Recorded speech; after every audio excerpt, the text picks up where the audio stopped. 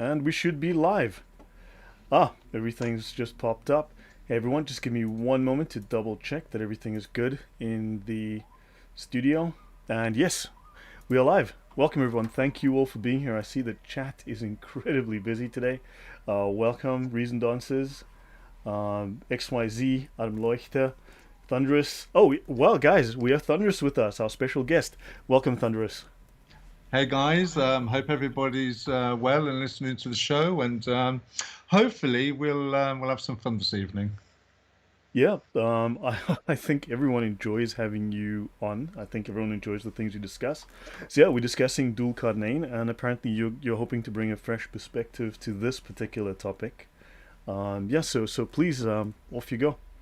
Yeah, well, hi everyone. Dhul Qarnayn is obviously something that gets very little mentioned in Islamic sources or in Islamic discussion or in Islamic chat. So those times that we have discussed it in the past with other people doing presentations on it, we tend to be looking at Alexander the Great, and I think that those topics and discussions have been very good, but it would be silly to repeat it. So we're looking at things in a different perspective now. And for those who follow the Bible, they'll be familiar with the phrase of let scripture interpret scripture. So sometimes if you want to understand something in the Bible, you would look at other verses or books in the Bible to get a better understanding of that particular subject or theme. And that's exactly, hopefully, what we're going to be doing tonight with Dhul Qarnayn, or the account in chapter 18 of the Quran. But before I start, I think it's only fair that we look at some Quranic scriptures first. One that's very popular with a lot of people would be chapter 2, verse 2, and it reads here from the Sahih International: "This is a book which there is no doubt.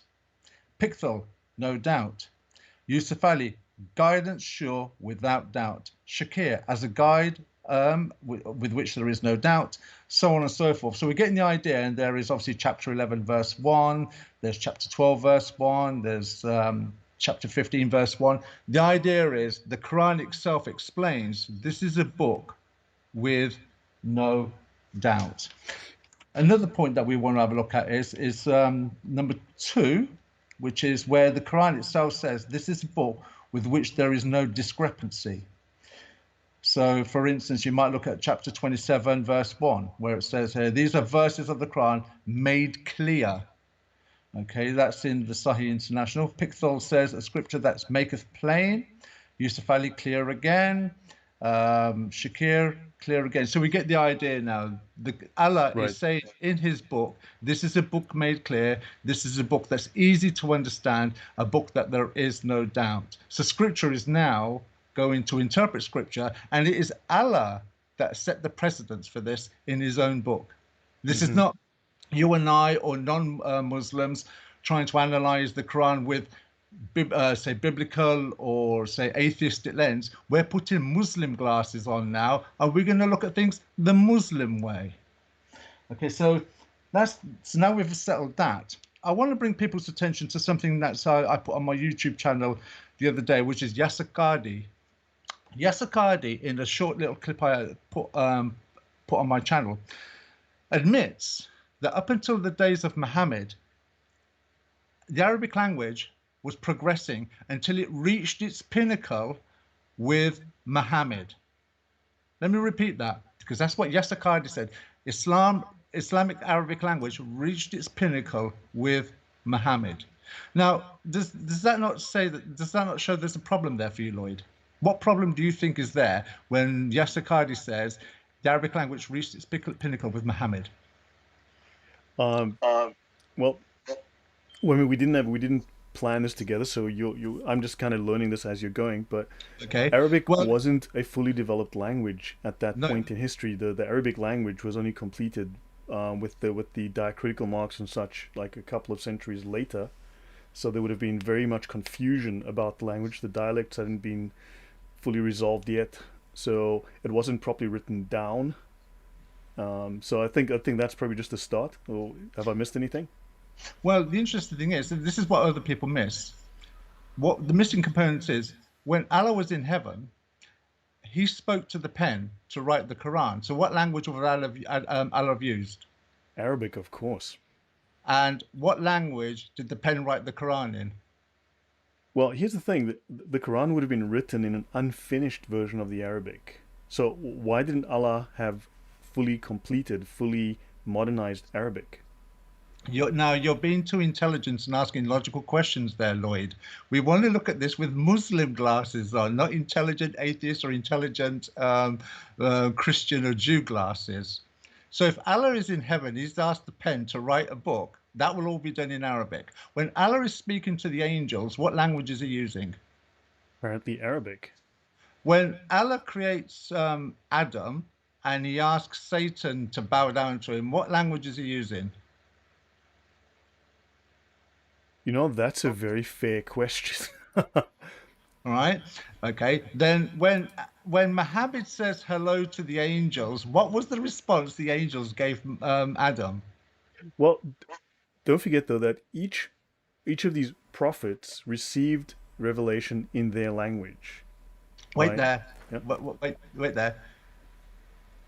Okay. Adam spoke to the angels in Arabic. They responded in Arabic when they said, he said Assalamu alaikum, they said Assalamu alaikum rahmatullah. So they added a component in Arabic to him. Adam is then evicted from heaven onto earth. So what language would Adam have spoken to Eve? Arabic? And it would have been the purest form because it's the form that was in heaven. So what should be the oldest language on earth? Arabic. So Okay. why is Yasser Qadi saying that the Arabic reached its pinnacle with Muhammad? Maybe because Muhammad had perfect speech, but that is true. That is interesting. And Arabic, we know, did not exist before what, second, third century, because it was an amalgamation of a number of other Semitic languages, especially the Yemeni and the Ethiopian. So you had the But Ge'ez and it's a mixture of a number of languages and then borrowed words from dozens of other languages. absolutely. But the thing is, you see, if you look at Islam from its beginnings, from its inception, using only Islam, it doesn't make sense as far as language is concerned. So already there's a discrepancy in language. Arabic should be the first language. It's the language spoken in heaven. So when Yasser Qadi says it reached its pinnacle in, say, the 6th century, that's not true. He's contradicting his own narrative with that. So that's another hole that he's created. So then also, when you think about it, That's true, but if Muhammad, the actually reasoned answers just reasonable answers apologetics, because he has reasonable answers. Just kidding, right? He says if the Quran isn't the Quran the pinnacle of Arabic, so did Muhammad write it now according to Qadi? So yeah, if you mean so Muhammad wrote even greater Arabic than Allah himself? the questions just keep asking, don't they? You're right. Actually, I'm just bringing up something in the this is from the book Foreign Words in the Quran by Arthur Jeffrey, and this is a listing of the foreign words. You can see here we have Syriac, Aramaic, Hebrew, Greek, Ethiopic, and a whole bunch of languages. And you can see there's a number of words. So there's like something like 14,500 original words in the Quran, and a number of those come from these other languages. And that book lists, I think, 51 languages.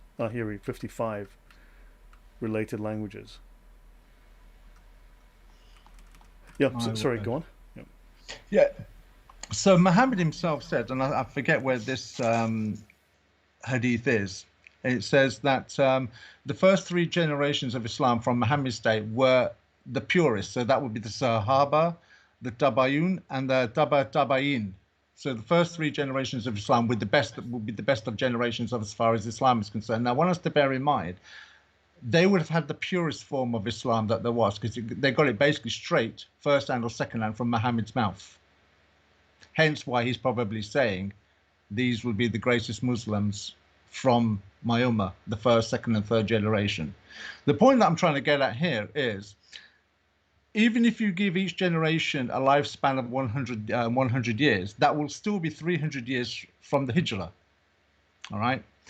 When you look at the Islamic sources, as far as the narrative is concerned, what you find is that the exegetes, the tafsirs of Islam, all of them have a consistent pattern with the way that they understand words in Islam.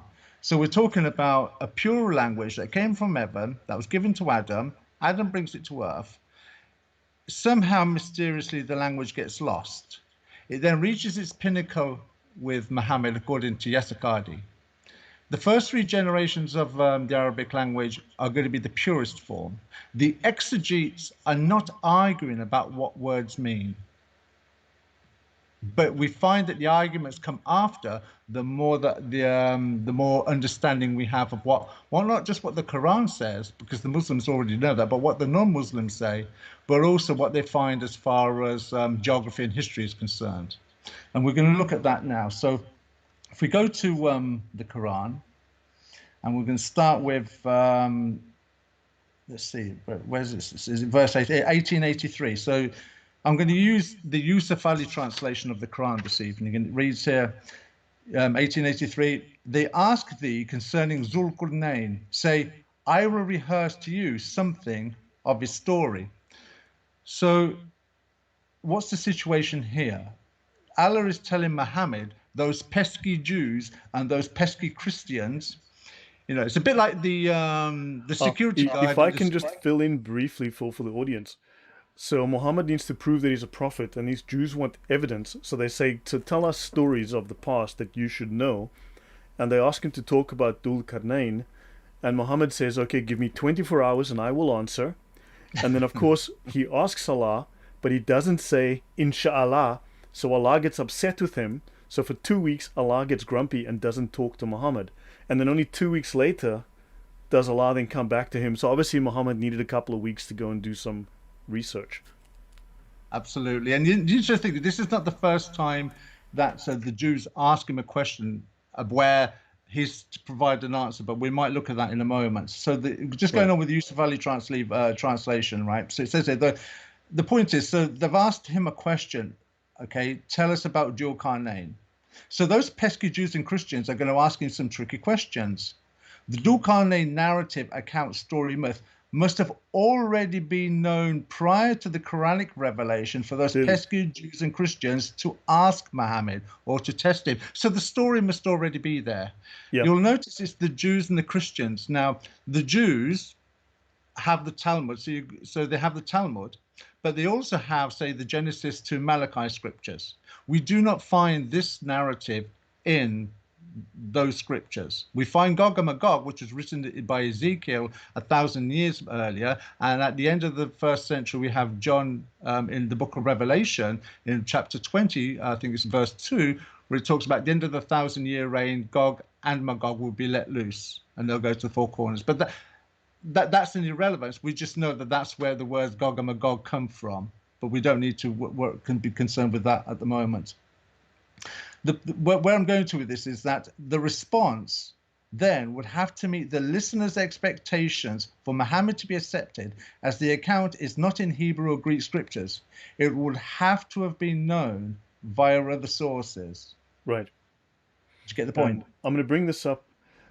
This was the document you sent me, Gog and Magog in early Eastern Christian and Islamic sources. So the stories of Alexander the Great and Dhul Qarnayn go back well before the 2nd century, but we can find sources, Christian sources, from like the 4th and 5th centuries. This is prior to the birth of Muhammad. Yeah.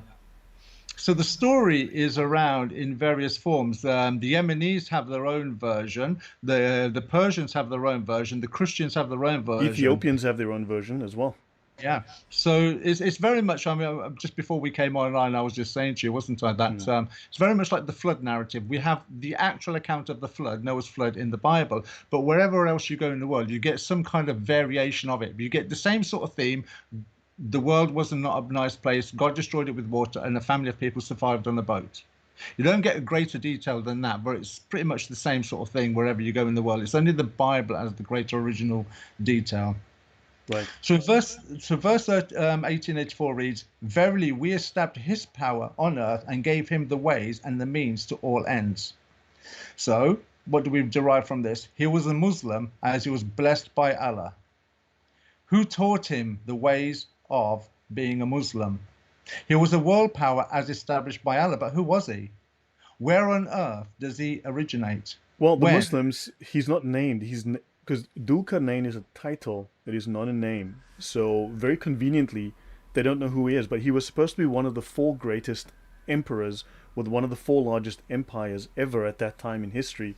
So we know so they identify, I believe, Dhul Qarnayn, Nimrod, Nebuchadnezzar, and there was a fourth one. I can't. I'll get the fourth one later. Solomon. So who was he? Solomon. Solomon. You're right. Solomon. Correct.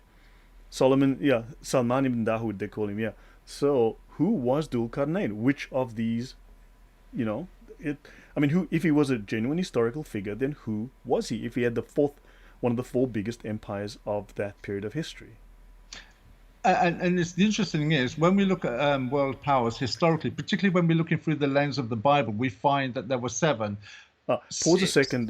So, Jib, Cyrus, there are too few parallels with Cyrus the Great. The whole concept that Dhul Qarnayn may have been Cyrus is based on a single rock inscription with Cyrus, who has horns at the time, but also Yeah. has wings, right? But don't forget that Alexander the Great also revered Cyrus the Great, right? He revered Cyrus the Great. So yeah, but there are too few. There's only one parallel with Cyrus the Great and a whole lot of disconfirming evidence. Go on, please, Thunderous. Yes, so just on that verse as well again, so we have to ask questions like what language did he speak? So that there are questions that we need to ask in order to understand who he is. That the Quran. Now, if this is coming from Allah, these are the answers from Allah. Then why is it the Quran, which is in heaven? So Allah would have known what questions that these Jews are going to ask, because Allah knows all things. Yet the details Allah is giving to Muhammad to give to the Jews and the Christians lack even less than what the mythical stories are that already exist in the time of Muhammad or existed before Muhammad. So the stories that existed about Dhul Qarnayn before Muhammad have more information in them than what the Quran is giving, yet the Quran was in heaven before anybody was ever created on earth. That doesn't seem to make sense. So then, Sorry, I was typing, but I missed that. Just repeat that for me again, please. the Quran has less information. So the Quran was in Hmm. heaven. So the Oh, pen you're right. asks Allah, "What do you want me to write?" The pen writes the Quran in heaven in Arabic. Allah knows all things. So as the pen's writing the Quran, Allah will have known in the future that those pesky Jews and those pesky Christians, like the children in the Scooby-Doo cartoon, are going to question Muhammad, those darn kids. Right. They're So going to why didn't question he Muhammad. provide that information? But the information that already existed pre-Muhammad was greater than the information provided in the Quran by Allah. That doesn't make sense. Why is it Allah's giving less information than what pre-existing stories already exist at the time? Allah knows best. Well, does he? Allah knows best. So just going on from verse 85 now, it says there, one such way he followed. Well, how old was he when he set off on this journey?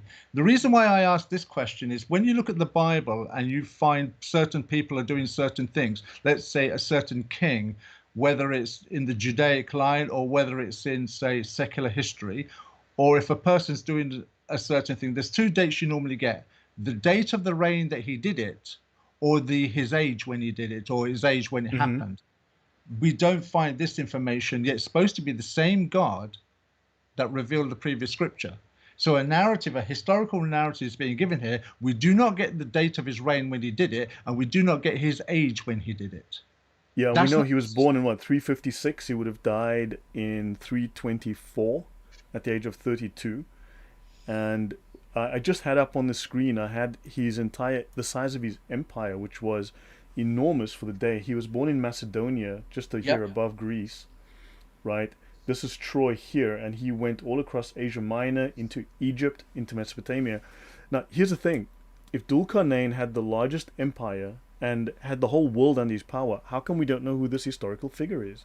I mean, yeah, this lack of evidence, the vagueness is high. It's mythical. It's just myth But making. when you look at Alexander the Great there, what direction was he going in from Macedonia, east or west?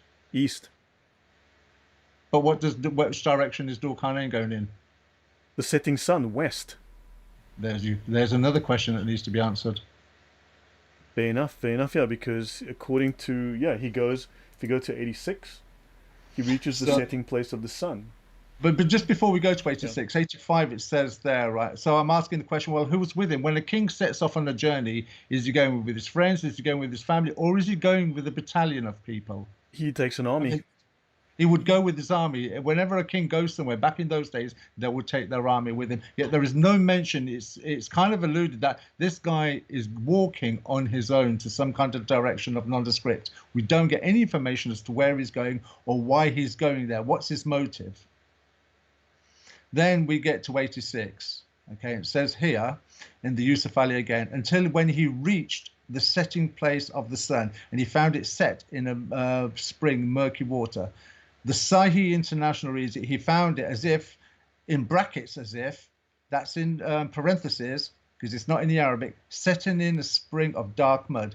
Pikthal, he found it setting in a muddy spring. Shakir, he found it going down into a black sea. Muhammad Sawa found it setting in a warm source. Mohsin Khan, he found it setting in a black spring of muddy water. Arbery, he reached a place for the setting where he found it setting in a muddy spring. Can anyone see a pattern emerging yet? You'll notice that all these translations are probably done well before the arguments started coming from the Muslim apologists. So they've already set the language as literal, not figurative. And we're going to be Yes, looking and at then that. afterwards they had to alter it to be allegorical or yeah. No, that's only the polemics. The language doesn't, because if you go to the Quran.com, it gives you there's lots of good tools on the Quran.com, which is something I'm going to go into in a moment. So the questions that we have to ask here is, there is no angelic intermediary. Okay, Allah speaks direct to Muhammad. Okay, he reaches the place where the sun sets in the muddy spring of water. This is literal and not figurative, as all translations render it as literal. We don't need to go into how big was it, or was it a spring, was it a sea, was it a loch, or was it a lake. But the interesting thing is, Allah always says one thing when he means something completely different. Yet he's supposed to be the greatest communicator that exists. So why was Dhul Qarnayn given the option to treat with? I've just jumped ahead there. Sorry. Hmm.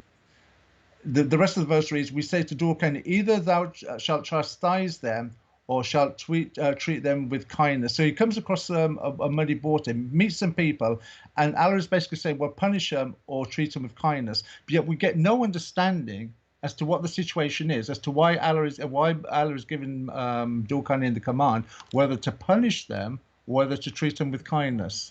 First of all, if you're going to punish them or treat them with kindness, it would have to be based on some kind of law. So were these people aware of who Allah was? And what law were they breaking? And why is Allah going to punish them if they did not know the law of Allah? That is true, but also another issue is that early on it seems that the Muslims believed that Dhul Qarnayn was Alexander the Great, and then of course in time enough information was known about numerous different cultures tried to they okay, I know among the Egyptians Alexander the Great was elevated to the status of a deity. He was worshipped, his father was a god, and he was given the ram's horns because his father, the god, had ram's horns, right? So he inherited the symbol as a symbol of his deity, of his godhood. However, different cultures tried to adopt Dhul Qarnayn or Alexander the Great as a great symbol as part of their religion to get Yeah. that prestige. When the Muslims eventually, when history caught up with them, they realized he was an outright pagan, and therefore they then had to suddenly distance themselves from him. And therefore Dhul Qarnayn suddenly stopped being Alexander the Great and became this mystery figure that no one knows who, this incredible kingdom, this incredible empire, this great leader that no one knows who. And you can see in the Islamic polemics why they've had to move away from Alexander the Great, though for the first, say, 1,000 years, that's exactly who they thought it was. It's only because in the light of history that we now understand who Alexander the Great is. He was anything but a Muslim, that now they've had to find somebody else that, even from the weakest point of view, that they can align themselves, because this guy was a Muslim. So they've got to find some kind of nature or character about this guy, this world leader, that fits some kind of description as to describe as a Muslim. He was Now, the great, who, just pause 1 second. Glory Hallelujah. Thank you very much. I'm very grateful. Thank you for the donation. Oh my gosh, Adam Seeker just said now they found out that Alexander the Great was gay. So now he's not a Yeah. Muslim. That's oh my, I didn't know that. Yeah, he it doesn't it wasn't one of it Alexander so Adam Seeker might be able to confirm this. It was one of his generals he had a relationship with. I stand to be corrected, but I'm Good sure grief. Adam would probably confirm that. Yeah, so who was this great Muslim ruler? Where was his holy book? Where was his version of the Quran? Where was his version of Islam? Right? And who was this great Muslim ruler? One of the four greatest rulers in history. And the thing is, he's going to a location where they're breaking laws. There's no description as to what laws they're broken, but Allah's already telling them to show mercy or to be wicked or to judge them. And we know when Allah says to judge, it's going to be an adverse judgment. It's going to be a painful punishment for them. But we're not given any description as to what's taking place for that to take place. And we don't find that consistent with any previous scripture when we're Yeah. looking at Greek and Hebrew scriptures as far as Judaism and Christianity is concerned. We And what don't is find. interesting is this is the route that he took, and this is the area that he conquered more or less. Wouldn't there be some kind of evidence of the religion he left behind? Wouldn't he be pushing his own religious ideas? Wouldn't there be something like Islam here prior that we can historically verify? But the thing is, though, Lloyd, that would be the same for Cyrus and Darius as well, because they're the only two options left for Muslims to use, Darius or Cyrus. But we don't find them doing the same thing either. Right. The interesting thing is that when you use the Quran.com, you can see what words are being used in various verses and how they've been translated. In when you look up the verse in the Quran of 1886, the word being used is wajada, and you can actually use that source to find how many other times the word wajada is being used in the Quran. So every time you go to those verses, let's say 337 or 5104 or 728, 744, 7102, 95, 1078, so on and so forth, it's always with looked, or they go to a certain location where they've seen it and they've met it. It's not figurative. If you want figurative, it's shubiha, and you find that as you find that in say 225, 270, Mm-hmm. 280, 37. So if it's figurative, then why was the word shubiha not being used instead of wajada, which is literal, whereas shubiha is figurative? So if they went to the location, if Dhul Qarnayn went to the location and it was a figurative setting in the muddy pool, then the word shubiha should have been used there, not the word wajada. Right. Yeah. And yeah, Okay. every time if anybody wants to go onto the Arabic that the Quran.com, that's a great source to finding out what words were being used and how the Oh, first 3 centuries and the first 400 years of tafsirs and exegetes took it as literally setting in a muddy pool and not figurative.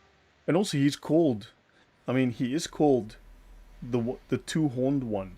In Islam, he is literally called the two-horned one, and we know that Alexander was known as the two-horned one, right? This is something that is familiar to him. Actually, can I bring up something here? So, for Sure. instance, this image you see here is apparently a facial reconstruction through AI and using various artworks to reconstruct how Alexander the Great looked. Okay, so this is apparently, I mean, in the speculation, using this AI software to determine how he looked. And you'll notice this in the bottom right corner. This is a little cell phone picture of myself that I took 30 minutes ago. So it's just incredible the resemblance between my face here in this bottom right corner and this picture of Alexander the Great. What do you think of that, Thunderous? I'm alarmed. I just think it's incredible. I mean, it's incredible. So yeah, that aside, briefly, I want to play something by Yasser Qadi in a moment. But notice they've also had to change him from prophet to king because it's not a name; it is a title. No one knows who he is. He's not a prophet. He was given power, not knowledge from Allah. He was supposed to be a righteous king. Ibn Abbas called him a righteous man. Qarn, Dhul Qarnayn, means horn. Some of the theories was he controlled Persia and Rome. Each was considered a horn, right? he had two ponytails. Each of his ponytails was a horn. So maybe he had like Pippi Longstocking ponytails that curved upwards. Who knows? He controlled east and west. Each was a horn. There's just all these weird theories.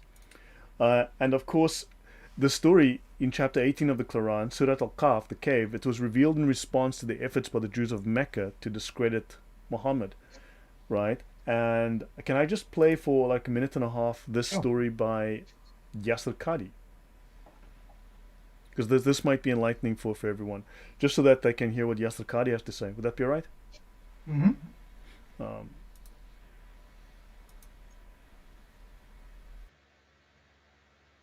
And in reality, we do not know.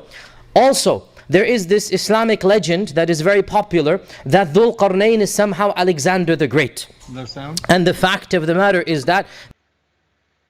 No, sorry, it's me. Sorry, it's me. Apologies. There is not a shred. One of the two horns, the one of the two horns. Why is he called Dhul Qarnayn? Many are the stories given. Some have said he was the only person to rule over both Persia and Rome. So each of them is a qarn, so they're Dhul Qarnayn. Right, this is one opinion. So he's a mighty king that maybe sometime he controlled both of these lands. Another have said that Dhul Qarnayn is called Dhul Qarnayn because he would have his hair tied up in two, if you like, ponytails, if you like. And each one in the Arabs, they call a tail of the hair, they call it a qarn. So Dhul Qarnayn, he has these two ponytails. Maybe in some cultures, they had the men have this, so he's called Dhul Qarnayn. And others have given other stories as well that he controls the east and the west. And in reality, we do not know. Also, there is this Islamic legend that is very popular that Dhul Qarnayn is somehow Alexander the Great. And the fact of the matter is that there is not a shred of Islamic or historical evidence that links Alexander the Great with Dhul Qarnayn. In fact, quite the contrary, there's a number of things that do not fit at all with Alexander the Great and Dhul Qarnayn. The most important of them, Allah describes Dhul Qarnayn as being a pious Muslim, a good man, as a rajul salih, as Ibn Abbas said. And we know historically beyond a shadow of a doubt that Alexander the Great was a pagan idolater. He was an idol worshipper. His teacher was none other than Aristotle. Aristotle was the tutor of Alexander the Great. This is literally historically. Alexander the Great was tutored by Aristotle. And these people were not believers in Allah subhanahu wa ta'ala. They believed in a pagan religion. So Alexander the Great has nothing to do with the story of Dhul Qarnayn. Who was he then? Allahu A'lam. People, if you look at the books of tafsir, they give all of these stories, and really in the end of the day, these are simply Islamic legends. There's no shred of evidence in the Quran and Sunnah, and the more details we go into that are unnecessary, the more trouble we put ourselves into. Let's stick with the Quranic story and don't go too much into the details that Allah did not care to tell us about because they're not relevant. So back to you, Thunder. It's not relevant. Don't investigate. You know, Allah didn't deem fit to tell us. That's the problem, though, isn't it? Because for the first few centuries, Reason Advances brought out that all of them. Now, the exegetes took the sun setting in the muddy pool as literal. They took Dhul Qarnayn as Alexander the Great. It's only in the light of science and in the light of history that we're finding out that what the first... Now, remember, Muhammad himself said that the first three generations are the purest. They would have understood exactly what Muslims for the centuries after that understood, that Dhul Qarnayn was Alexander the Great and the sun sets in the muddy pool. And we're not seeing a pattern here, but this is the criticism that needs to be labeled. They could not have been the purest. Either Muslims are wrong today or Muslims were wrong then. But either way, Muslims are wrong. And when Yasser Qadi says, don't ask questions, okay, we're going to be, well, I've only just started, I haven't got to the meaty part yet, or where the real questions actually are. This is just, you know, looking at it using the Arabic language and how they twist things. And the thing is, you see, with Islamic polemics, and I've seen some of the arguments where they've tried to retrospectively say, well, it was a story written before the Quran, written after the Quran, but it's being applied retrospectively to before the Quran. And you know that when you've got, say, a Didat or a Naik that makes comments like that, the audience, they'll just go along with that historical narrative that they've got from their Muslim scholar. For instance, Yusuf Estes, when he turned around and says the Catholic Church was set up 300 years before Jesus was on earth. Right. Now, you can't convince a Muslim that nods his head to that with any evidence that what he's just been told is false. So the only way you can really try and undermine their faith with reality is by asking logical questions based on what their texts teach, or what their text says, or what their God says.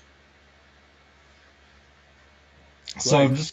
I'm just going to jump a little bit now. So 1887, he said, sorry, go on. Was you going to say something there, Lloyd? Just that Adam Seeker mentioned something that he's known as Iskandar, the two-horned, and Yes. in Islam he was known as Iskandar so this was his original name. So he is called that. He is known within that tradition. And then they also try and say that these traditions are late and come after Islam and so on. So, yeah, go on. Thanks. Oh. Yeah, so I was just going to say then, so 1887 says, whoever doth wrong, him shall we punish, then shall we send him back to his Lord, and he will punish him with a punishment unheard of before. So yet again, we don't get any understanding as to what is being done here, and even why they're going to be punished, and why the threat has to be so severe. So moving on to verse 1888, it says that, but whoever believes and works righteousness, he shall have a goodly reward. In these he will be his task, as we order it by our command. So yet again, it's just gibberish. There's nothing really being said here. It's almost like Muhammad is standing there filling holes or padding out a narrative or a story just for the sake of making it sound, I could say, authentic. But there's nothing really here apart from gibberish. Then on verse 89, then he followed another way. Yeah, again, where's he going? Why is he going there? Who's he going with? More gibberish. Then 1890, until he came to the rising of the sun, he found it rising on a people for whom we have provided no covering of protection against the sun. So he came to the rising, clearly indicates location and not at the rising of the sun. So going back to the setting of the sun and the rising of the sun, these are literal. He rose to the location. It's not to be inferred that it was at a certain time of day. Thus, in context for the narrative, as no time of day is ever mentioned, this guy is at the location of the rising of the sun. The people he meets are clearly mentally deficient, as they cannot protect themselves from the sun's scorching heat. I don't understand that.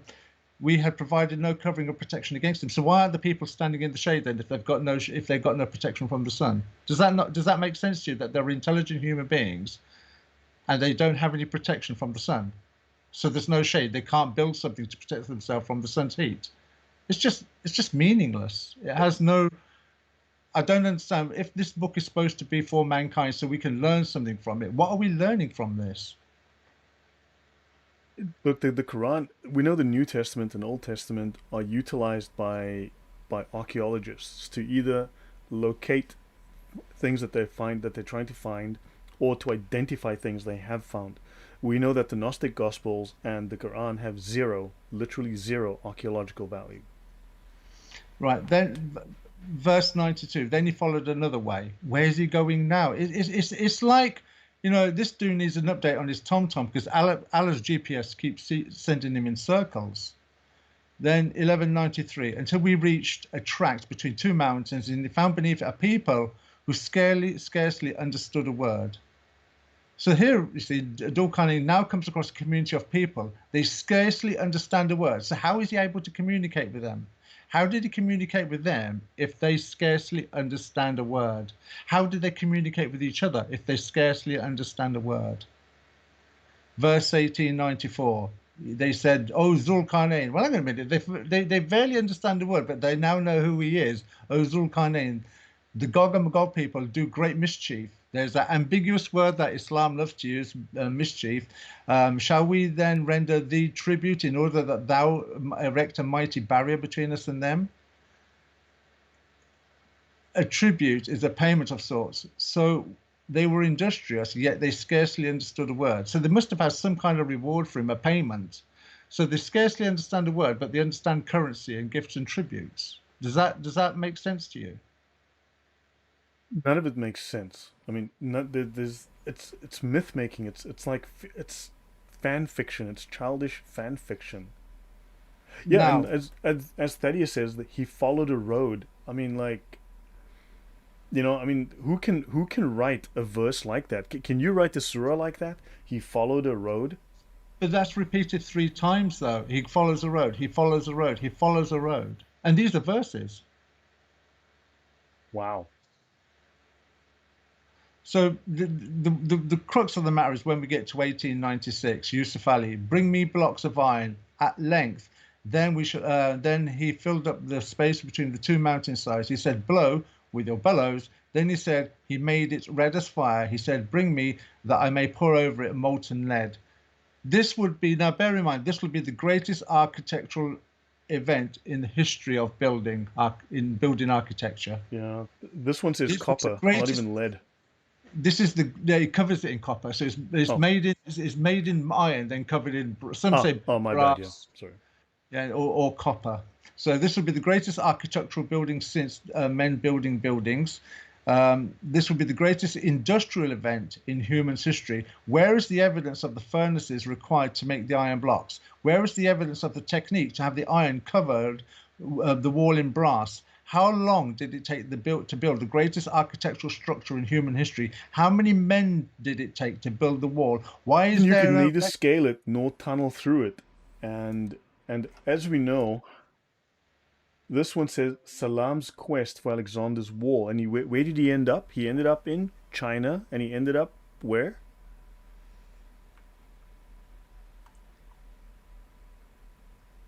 You there, Thunderous? So yeah, sorry. So you, because you went out for a moment, it blacked off. So what did you say? I know. We also know from the early histories that there was an actual Islamic quest to find the wall.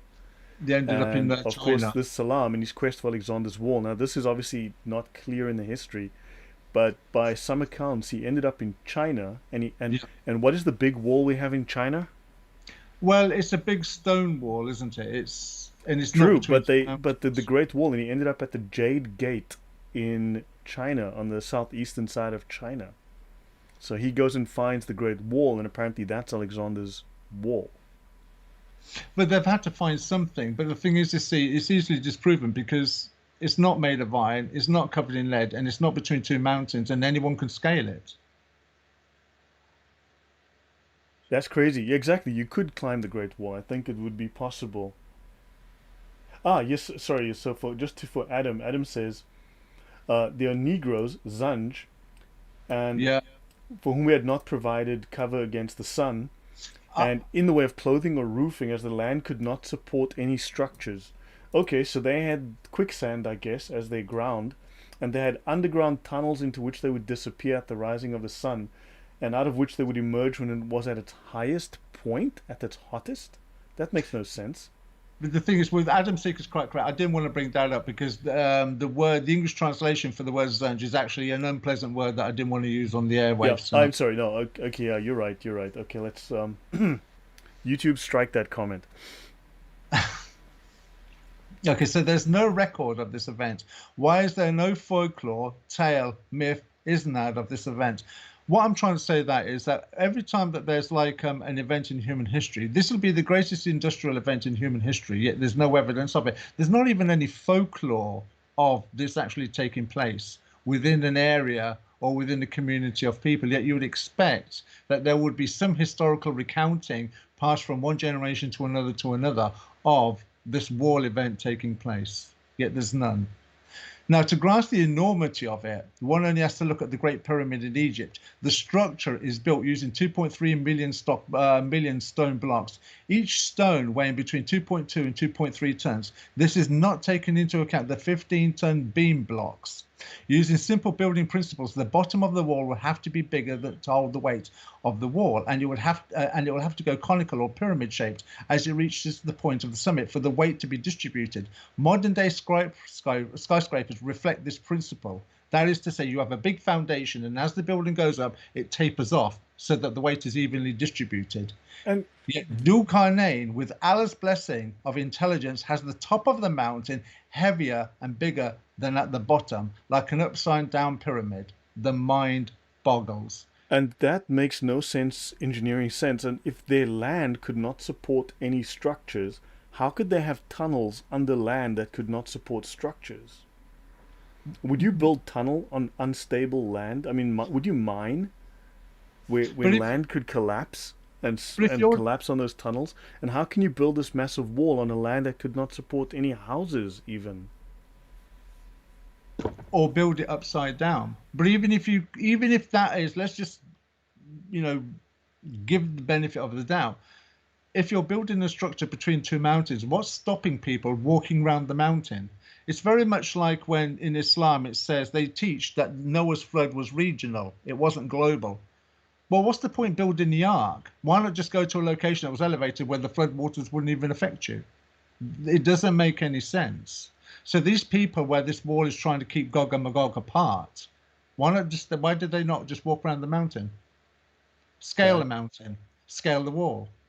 Go, you can probably burrow a hole through the mountain if you have to. They could have tunneled under it because they made tunnels. Then it says there in verse 1897, okay, thus they were made powerless to scale or dig through it. Well, who made them powerless? How were they made powerless? Why didn't Gog and Magog not just walk around the mountains? If they could not get through the brass and then the brass because they had no oxyacetylene, okay, why not just dig a tunnel through the mountains, burrow beneath the wall? Why did they not just hamper or halt or disrupt the building of the wall? This is an interesting point as well, because before this event takes place, we have to have Nehemiah was sent to Jerusalem to rebuild the wall. But I think it took about 7 years for Nehemiah to rebuild the wall because they were constantly being disrupted. That wall took several years to build. So how long did it take this wall? And why is it Gog and Magog didn't have the presence of mind to disrupt the wall being built? After all, this has happened before in history. Are they trapped in the same time period as when the wall was built? Thus, they have not modernized. If they are trapped in the same time period as when the wall was built, why or how can they not possibly succeed against the sciences we have today? Because one has to bear in mind that according to Yasser Qadi, they're going to come out from this wall and they're going to cause devastation on the planet. But if they've been living in a secluded time zone area where we can't find or hasn't been discovered yet, how do we know what advances they're making? How do they know what advances we've been making if there's no communication between the two peoples? That is Gog and Magog and the rest of the world, or the rest of the world and Gog and Magog. Man, I don't know what to say because apparently I had a blonde moment. So apparently the wall was in a different location than the quicksand that these people lived under. I mean, if you can't build on top of it, can you build under it if it's too unstable to build on? But yeah, fair enough. But I mean, with satellites today, do Muslims claim that this story is literally the word of Allah and therefore 100% true? Well, I've asked Muslims, and these are some of the responses I've got. It's sank in the ground. It's at the North Pole. Have you ever seen your brain? So why do you believe you have a brain if you haven't seen it? It was on Google 10 years ago, but they've removed it. Yeah, those are the excuses I've had so far. It's like those 300 prophets that are buried next to the Kaaba, as well as the 90-foot tall skeleton of Adam buried next to the Kaaba. Islam would win a slam dunk. We would all believe them if they would just show us a radar image or dig up the skeleton of Adam next to the Kaaba and show us the 90-foot, 36-meter tall Adam. Or radar scans of 300 still preserved prophets in prayer position next to the Kaaba. How hard would it be to show us these 300 graves of these? Slam dunk, immediate win. Why don't they give us the evidence? It would be so easy. Why aren't they investing a lot of money to find this wall? Because then Islam would win slam dunk right away. Well, Reza Dancers mentions the point that the main Muslim excuse is that the wall won't appear until the end times, but that is they've made that up. They've gone beyond scripture by making that statement, because that statement is not made in the Quran and it's not made in the Hadith. So it's like when they turn around and say things like, well, the Bible's being corrupted or the Bible's been interfered with, it's been doctored. The irony is the most bastardized religion on the planet is the Quran, because the Quran makes a statement and it's lies and the corruption that defend it. Man, no, the wall does not. The wall won't appear until the end times. Well, where does Allah did we say find that? the wall of Jericho? I'm just curious. Has the wall of Jericho been found? I mean, is that archaeologically proven? That's archaeological true. If you go by David Roll in the book Pharaohs and Kings, he says he's found the wall. He's also found some places of Solomon's temple, because the description of Solomon's temple with a cubic of stone, then some beech wood and a cubic of stone. They found structures with a cubic of stone, some beech wood and some a cubic of stone. So there is archaeological evidence. But the problem we've got with biblical architecture and history,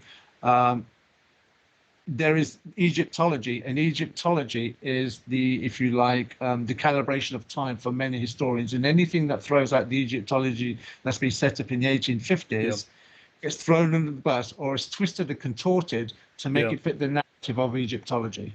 Yeah, that's true. I actually read, I actually subscribe to Biblical Archaeology Review, and there's a lot of, and I subscribe to them, and there's some really good work there. However, what you find is it's very contentious. There are lots of varying opinions, also varying quality of opinions, but also they are, shall we say, there are non-Christian atheists or archaeologists that are vested in disproving anything biblical, whereas you've got others who seem, so you've got this fight even within the archaeologist community, and so it just muddies the waters. Well, you find that anything that supports the Bible and anything that supports intelligent design, there's a war in those two domains, and it's a big war, because both of them prove the Bible true. Science wants to prove evolution, and the more it digs into evolution, the more you find in evolution is just totally absurd and impossible, though the Bible makes that statement in Romans 1:20. With archaeology, it's exactly the same thing. You're finding now that some of the things that were set up in the 1850s as far as Egyptology is concerned can't be calibrated with what we understand of history today. And you're finding, as we move forward with history, the Bible is the great, if you like, parallel to secular history. You have biblical history and secular history, and both of them are calibrated at exactly the same time. The names are the same, the locations are the same, the geographical locations are the same, the weights, the measures, the currencies. One doesn't dispute with the other, one doesn't conflict with the other. They harmonize together. It's the only book in history that does that. Yeah, I think so we need to change the term perfectly preserved to magically preserved. I think that would be more accurate. The Quran is magically preserved. But which version? There's 31. No, it's just that Yeshua is Yahweh, says, are they perfectly preserved? So it's just that's a propagandistic term. It's a loaded term that they've created, whereas it's magically preserved. We know it's not perfectly preserved. It's just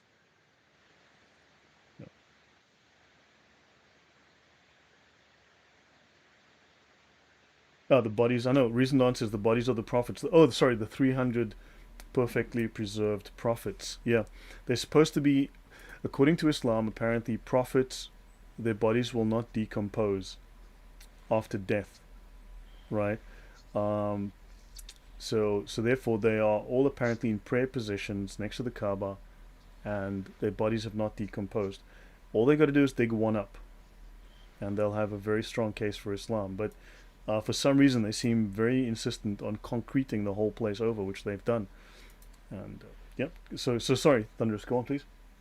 No, I was just reading some of the comments on the side, and Yeshua was saying now they are building all around the Kaaba and Mecca. They should find them all right. Well, they won't. They're not building around there. They're concreting over everything. You won't find them now, because not only are they buried in a coffin casket with a load of mud on them, they're now getting several feet of concrete too. Yeah, it's really crazy that. It's an absurd story, isn't it? That every time you look at the Quranic and you try and break it down, when it gives a narrative of something or other that is supposed to be historical, there's just nothing that can calibrate it with history. And the more you look into it, it's alarming that you're finding myth and history somehow finding its way as a real narrative. The Jews and the Christians must have been laughing at Muhammad when he was coming out with these responses, almost setting him up. I get the impression sometimes when the Jews and the Christians were approaching Muhammad, setting him up, they were setting him up to mock him. That's why his vengeance and his hatred was such with them. I mean, that's why you have certain ayah in the Quran where it turns around and says that Muhammad was all ears, like is it 61, 961, where it says, and among them there arose the abuse of the Prophet and say he is an ear.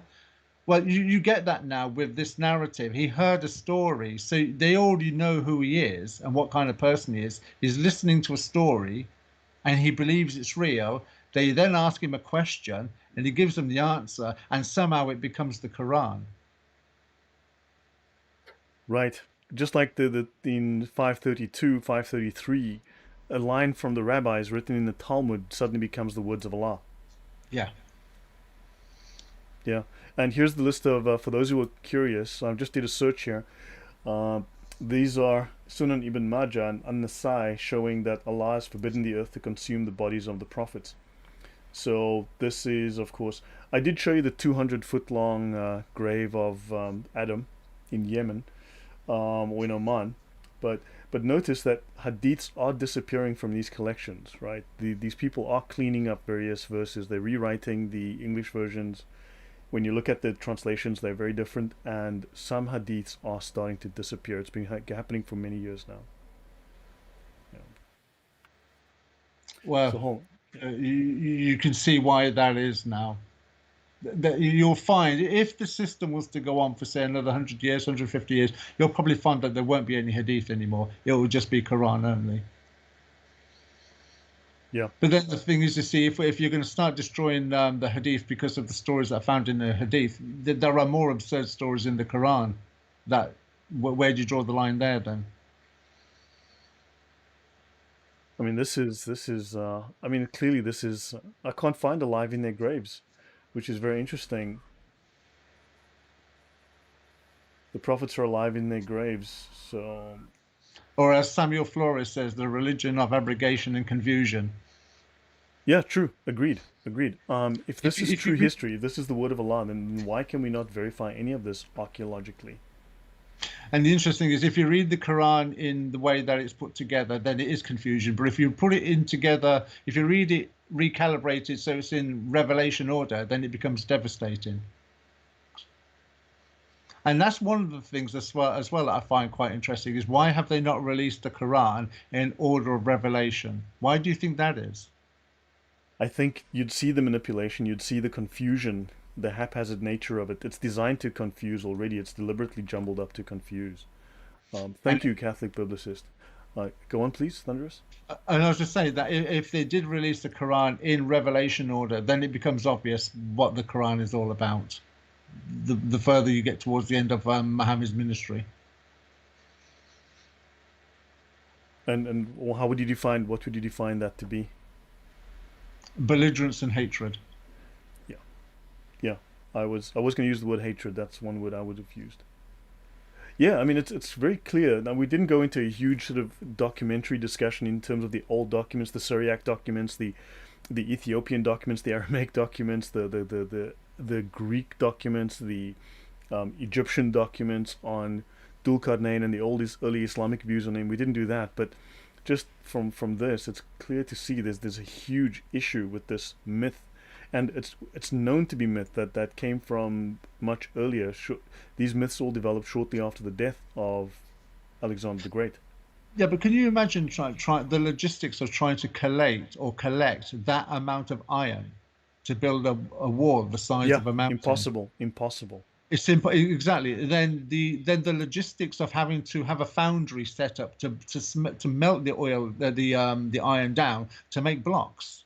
Then you'd have to have the logistics of lifting with some kind of scaffolding. How did they connect the blocks? Did they smelt them together? Did they have welding? No, they would have had to connect them using metal connectors. And if you go to, say, South America, where some of these huge, I'm trying to think of the name of one of the sites, but you've got these huge stone blocks, but they're linked together with metal clips, like little paper clips kind of things that connect these blocks together. And these clips still exist today. They're found all over the place.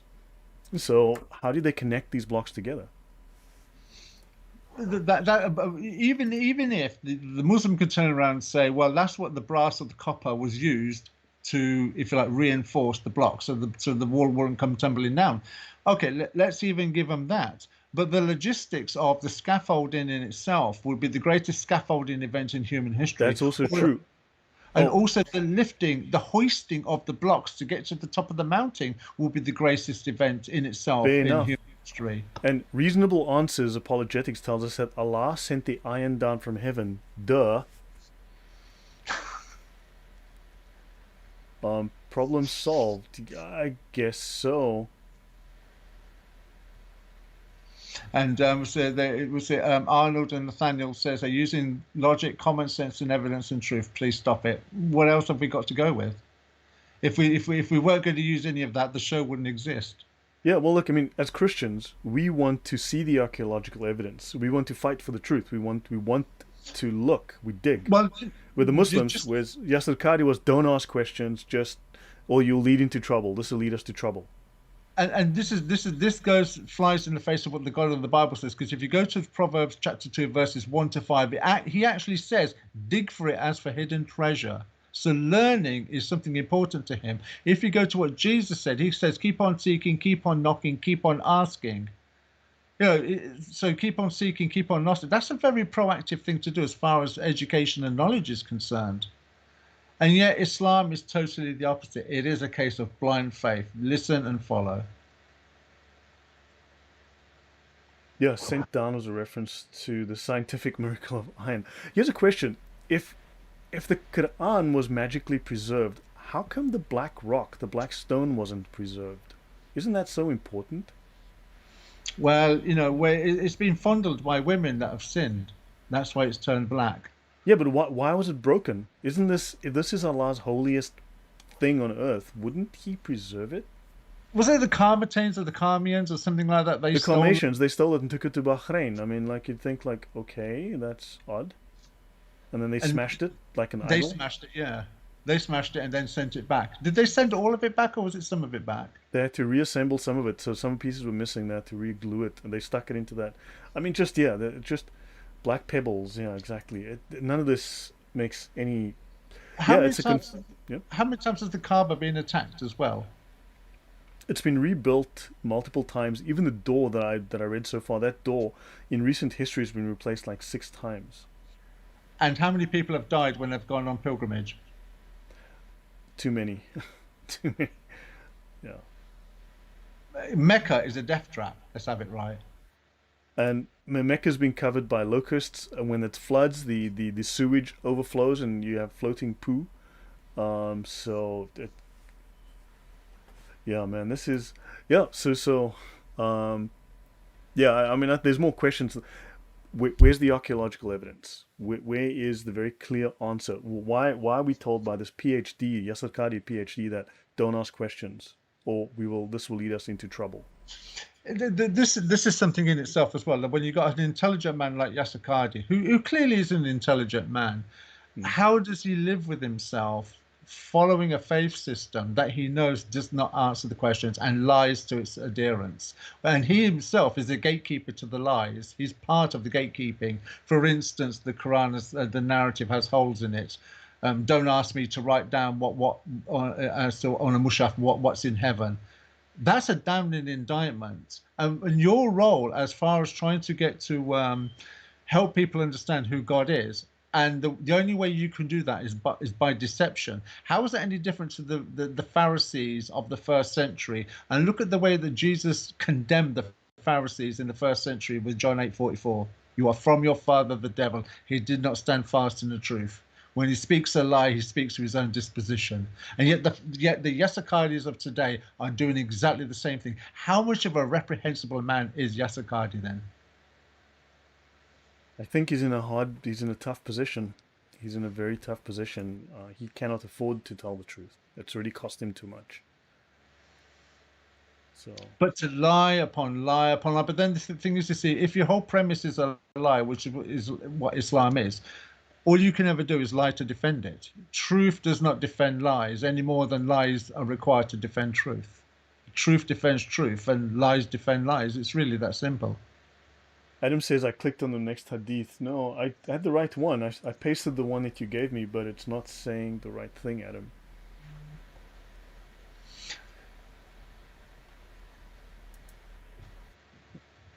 It's different to, let me see what Adam said. Let me just grab this, drop it here, and then you guys can see what Adam sent me.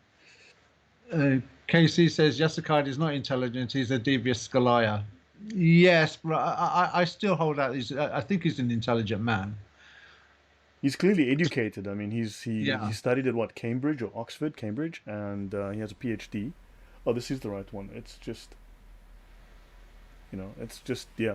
I mean, he's forced to lie. He has no choice. So. Anyway, so that was my kind of like analyzing of the Quran and this section of the Quran with Dhul Qarnayn. I think as I've said, the Dhul Qarnayn, who he is, it could be touched on. I thought there's too many people. It's been done a couple of times already, but no one's has sort of like looked at. Well, let's look at each verse and see what's that saying. What information can we glean from that can help us in our understanding. And the more questions that you ask, like where is it? How did it get built? The deviousness of the words being used, yet it's supposed to be a pure language that reached its pinnacle in Muhammad's day. Yet the reality is, when you look at the Islamic narrative, Arabic was the pure Arabic that was in heaven. So Adam would have had it on earth as the first man speaking to his wife and children. Doesn't make any sense. Right. Yeah. Yeah. Then thank you. I just want to finish up with a handful of notes that I found. I'm not going to go through all of this. Just a handful of notes. There's a Syriac work called the Neshana Dile de Alexandros, which means the glorious deeds of Alexander. This was extant in the same 5 manuscripts as the Syriac Alexander Romance. There were numerous versions, but there's not just the Alexander Romance. Okay, there's also what's called the Alexander Legend. Right, there was another one called the Alexander Legend, which is distinguished from the Alexander Romance. This is in the Quran in its historical context, edited by Gabriel Said Reynolds. Right, they speak of that. Then there's Al-Qadr, the Green Man, which is also taken from the Alexander Romance, but it seems that the Alexander Romance also takes from the Epic of Gilgamesh, and itself also traces to the Jewish story of Rabbi Joshua ben Levi and Elijah. So it is known that Muslims borrow characters from, so there's another character borrowed from the Alexander Romance, borrowed from the Epic of Gilgamesh, and also which is traced to the Jewish myths. Right, so this is another story that Muslims have borrowed. There are fables written in Greece and Egypt dating to 200 AD, so this is a very early story. Even the infancy Gospel of Thomas apparently has parallels with the Alexander Romance. Right, and the first book on the history of Alexander is in Alexandria, and Alexandria was one of the hotbeds of heresy. Right, Alexandria was one of the places where major heresy happened, and also Gnosticism. A lot of Gnosticism arose there. And then there's a Sassanid version of the life of Alexander, right, which still survives, not in the original language, but in the Syriac translations. And it says here, as has been demonstrated, was clearly one of the sources of the Muslim account of the deeds of Dhul Qarnayn. Encyclopaedia of Islam, volume 10. And then the Khuya does not leave any doubt. We have found the origin of the legend about the wall of Gog and Magog, as it appears in Pseudo-Callisthenes and the Quran, in the great Chinese wall with the jade gate. And we've restored Salam's travel account as a report of a real journey. So apparently they went, according to this scholar at least, they went and looked for this wall, and they ended up in China at the Great Wall. Al-Masudi, as I mentioned earlier, steals the story from it, and he tells this story. This is a very well-known Islamic historian. He tells a story also stolen from the Alexander Romance about monsters, right? And he tells it as truth when it's known to be a legend. Okay, it is known completely, and this is mentioned in Ibn Khaldun's Al-Muqaddimah. So they have stolen numerous of these stories. So yeah, I will leave it at that. Let's finish up any last questions, and then we call it a day. No, I'm fine. Thank you for that. It's the first time I've done it like this, so it might have sounded a little bit discombobulated. I've got to work on it a little bit, but no, thank you for this opportunity, Lloyd. No, you're welcome. No, thank you. I mean, this is interesting. You always present. I wish you would have some slides so you can just at least a few bullet points. But fine. I mean, I was able to bring up a lot of what you referenced, and thanks for the very helpful comments and pointers in the chat. And thank you all for the donations, much appreciated. But also, you always bring up these really interesting perspectives on the standard narrative, Thunderous. You give us a lot of food for thought. I hope so. But you're quite right, and you've said it to me before, Lloyd. I need to, if I had a PowerPoint presentation, I think the way I speak and that would probably be flowing a lot better. So a lesson has been learnt and a point has been taken. No, I mean, I think Guzwa 23. I think we can all agree that the Quran is a hodgepodge. It's a collection. It was written over a long period by a number of different authors. And yeah, the tafsir often contain details of the source text not found in the Quran, and that is true. And do I have a Patreon account? No, I do not. Yeah, I so think as guys, well. yeah. I think as well with the Quran, when you for those who have actually sat at home and tried to read through it, it doesn't make well for reading. So if you're trying to read in an undertone, if you're trying to read out aloud, in whatever translation that you have, it doesn't make for a clear reading. There's no sense from modulation. The words are very jumbled, and one verse to the next verse can be very jumbled, even if it's in the same a narrative is being given. And then it just suddenly jumps narratives as well. You go from one situation to another. So when you're trying to have a discussion on the Quran, unless you pick out one single verse and stick with that and analyze that, or a statement or a theme, when you're going from one verse to the other, it can sound very discombobulated. It's not necessarily the person that's presenting it's discombobulated, it's the Quran itself. Does it lend itself to good reading? You're right. You're right. No, agreed. So thanks, guys. I hope that was interesting. I certainly found it entertaining and interesting as well. I mean, yeah, there are questions which don't have answers, questions which must be asked, and Muslims are going, well, don't ask those questions. So, and I think they need to start presenting proof. They most certainly do. A wall would help. A wall, some bodies at the Quran, anything. Yeah, guys. Oh, yeah, thank you. So, guys, by the way, I've been in touch with someone called Nuria Khan. I should be doing a talk with her on this Saturday. I'll post the details as soon as I have them. To my knowledge, she is an atheist. She's an ex-Muslim. She had a terrible experience, which eventually led her to leave Islam. And yeah, but she seems very open to speaking with non with non-atheists. She seems very open to people who are Christians, and far more accepting than some others who are very very antagonistic. So she's been watching. Apparently she subscribes to Adam and she watches Adam's shows. She likes them and she likes Thunderous. So he's been in touch with her too, and they should be doing some talks. And yeah, I'll be presenting on her show on Saturday. So polemics on Sunday, yes. So Adam on Friday. So I'm talking with Adam on Friday. We're discussing the monotheism on Friday. Then on Saturday I have Nuria Khan. I'll be talking about monotheism as well. And then on Sunday, polemics with reasonable answers apologetics. Okay, guys, thank you very much. Thunderous, thank you very much again. I hope to see you next week. We'll do the same. Take care. Bye bye. Thanks, guys. Good night. God bless. Take care.